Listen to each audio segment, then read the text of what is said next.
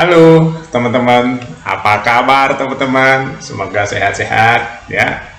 Kita bahas bola ya teman-teman. Gregetan banget saya nonton bola tadi malam ya. Saya sudah prediksi Indonesia akan menang. Kenapa akan menang? Ya karena materi pemainnya itu bagus-bagus. Cuma Verdong ada yang nggak dimainkan tuh saya pikir nggak terlalu berefek ya karena ada penggantinya ya, ada Dinjin dan yang lain-lain. Cuma masalahnya ya yang dirujak oleh netizen hari ini ada Patrick Kluivert dan Yakub Sayuri. Nah, itu teman-teman. Ya, Yakub Sayuri ini jadi bulan-bulanan pemain dari Arab Saudi ya, dieksplorasi ya, dieksploitasi terus-terusan sehingga ya saking bingungnya ya, saking sering kalah dalam bertarung ya, dan di dalam kotak penalti akhirnya menarik kaosnya, seharusnya nggak penting itu teman-teman ya. Kita udah tahu Arab Saudi itu kan triknya banyak, dia disentuh dikit aja langsung jatuh, dia kesentuh dikit jatuh, kesentuh dikit jatuh. Itu memang trik orang-orang Arab tuh begitu, licik ya. Saya punya teman orang Arab itu ya, ada juga yang licik-licik gitu teman-teman ya, sama punya trik-trik begitu ya. Jadi saya sudah perkirakan ya, tadi malam Indonesia akan menang lah. Ternyata memang kalah tipis, dan itu momennya atau waktunya nggak cukup untuk mengembat di saat kita dapat lawan 10 pemain. Kira Arab kan kena kartu merah ya teman-teman, Arab di menit-menit terakhir loh itu. 9 menit kemudian kita nggak bisa memanfaatkan waktu sisanya. Jadi kalau teman-teman baca komentar di netizen ya, dari netizen, ini Patrick Kluivert ini blunder ya, bahkan Erick Thohir juga pasti kecewa ini ya. Pasti Erick Thohir kecewa juga dengan permainan Patrick yang mudah ditebak. Patrick kan pemainnya mudah ditebak teman-teman ya, sejak dari awal mudah ditebak cara bermainnya. Setelah dapat lawan Arab Saudi yang 2 kali dihajar Indonesia, imbang dan kalah 2-0, malah kalah kita. Padahal dulu waktu Sintayong pemainnya belum sebaik ini, pemainnya belum sekuat ini, pilihannya belum sebanyak ini. Ternyata Sintayong the best ya katanya netizen. Iya, saya juga ya. Kalau gitu ujung-ujungnya kan yang penting menang juga. Ini kan pertandingan sangat krusial ya. Yang penting menang dan lolos ke Piala Dunia, itu targetnya Sintayong kan dulu gitu. Erick Thohir salah nih ya, salah memilih pelatih atau salah apa nggak ngerti ya.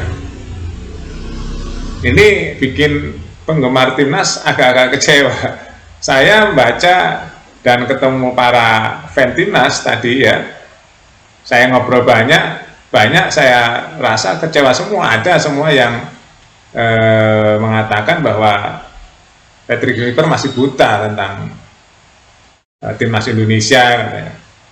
Strateginya standar, nggak ada kejutan ya, terus jauh dibanding Sintayong. Banyak komentar netizen yang mengatakan Sintayong ya the best lah ya, the best karena dengan pemain yang ada bisa mengalahkan Arab Saudi ya, 1 kali imbang di kandangnya dan 2-0 di GBK. Dan pelatihnya yang ini teman-teman. Coba ya, kita berharap tinggi ya tadi malam bisa menang melawan Arab Saudi, ternyata kita dikalahkan Arab Saudi 2-3. Ini menyakitkan ya. Nggak tahu ini apakah Erick Thohir akan mengevaluasi Patrick Kluivert ya, nggak ngerti. Kemarin Gerald juga sama ya, di Asia U23 nggak bisa lolos juga, akhirnya gagal juga. Padahal di tangan Sintayong lolos, ya kan? Di tangan Sintayong lolos, di tangan Gerald nggak lolos. Ya, ini di tangan Patrick nggak lolos. Wah, gawat ini. Ternyata siapa?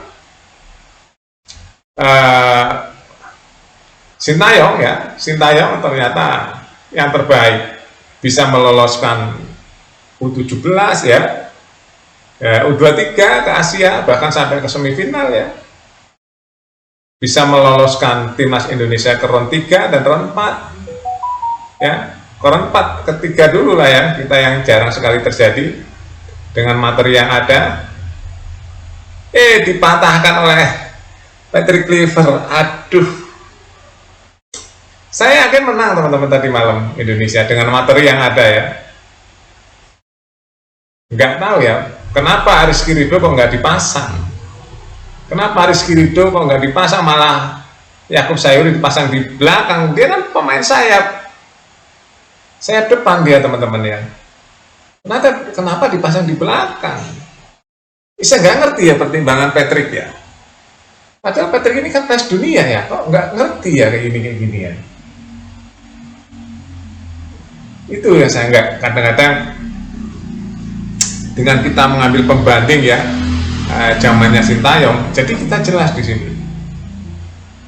Apakah karena waktu ya yang nggak lama, latihannya cuma berapa hari, atau apa nih? Oleh udah ada, zamannya si Sintayong, oleh Romeni belum ada zamannya Sintayong ya. U23 apa lagi? Kita masuk semifinal, bahkan hampir masuk ke turnamen tertingginya ya, hampir masuk tuh saat itu, mengalahkan Korea lagi ya kan. U23 Indonesia dikalahkan sama Korea di bawah Van der Broek.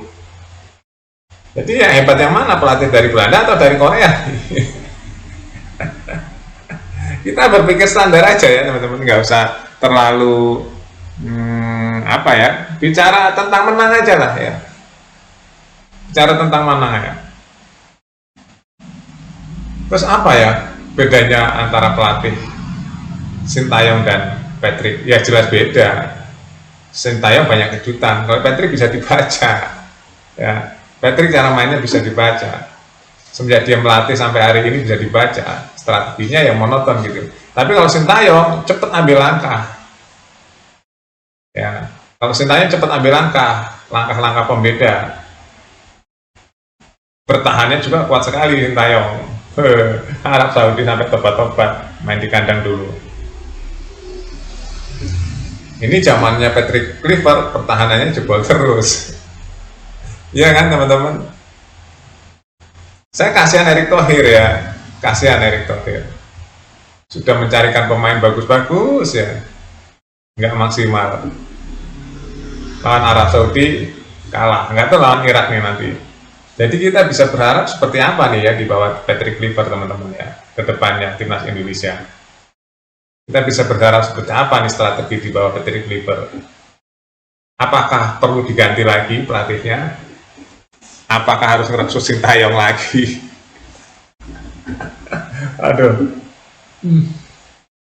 Atau rekrut sekalian pelatih dari Jepang yang bagus. Ya enggak teman-teman?